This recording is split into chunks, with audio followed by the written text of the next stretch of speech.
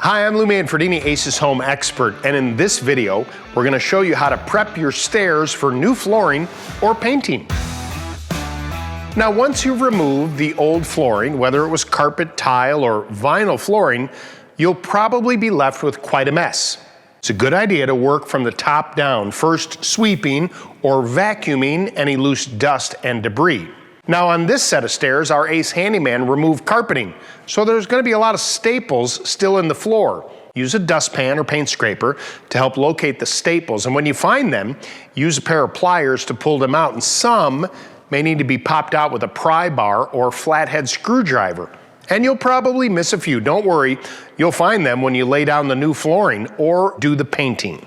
If you come across a nail sticking up from the stairs, just pound it back into place using a hammer.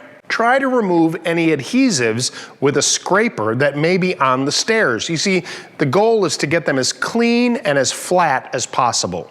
Continue working stair by stair until all of the stairs are clean and free of the staples and debris.